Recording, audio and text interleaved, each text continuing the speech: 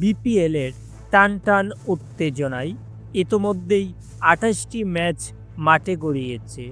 আর এবার বিপিএলের ২৯তম ম্যাচে নোয়াখালী এক্সপ্রেস বনাম রংপুর রাইডার্স মুখোমুখি হতে যাচ্ছে। এই ম্যাচটি অনুষ্ঠিত হবে ১৮ই জানুয়ারি রোববার বাংলাদেশ সময় দুপুর ১টায়।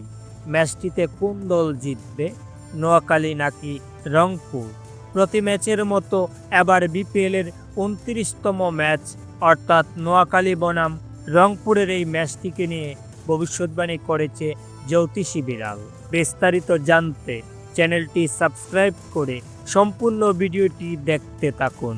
প্রিয় দর্শক, চলতি বিপিএল আসরে নোয়াখালী এখন পর্যন্ত ৯টি ম্যাচ খেলে ২টিতে জয় তুলে ৪ পয়েন্ট নিয়ে পয়েন্ট টেবিলের তলানিতে অবস্থান করছেন।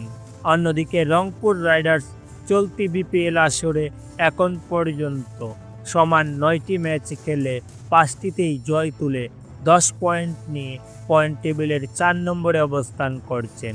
আর তাই তো দর্শক, এই ম্যাচটি রংপুর রাইডার্সের জন্য অত্যন্তই গুরুত্বপূর্ণ। এই ম্যাচে জয় তুলতে পারলেই পয়েন্ট টেবিলে উন্নতি হবে তাদের। এছাড়াও তাদের পরিসংখ্যান ও বর্তমান পারফরমেন্স বিবেচনায় ক্রিকেট বিশ্লেষকরা রংপুরকেই এগিয়ে রাখছেন। তবে দর্শক, এবার সবাইকে চমকে দিয়ে বিপিএলের ২৯তম ম্যাচ অর্থাৎ নোয়াখালী বনাম রংপুরের এই ম্যাচটিকে নিয়ে ভবিষ্যৎবাণী করতে গিয়ে রংপুরকেই এগিয়ে রাখছেন জ্যোতিষী বিড়াল। তো প্রিয় দর্শক, এই ম্যাচটিকে নিয়ে আপনাদের প্রেডিকশন কি জানিয়ে দিন নিচে কমেন্ট করে। ধন্যবাদ।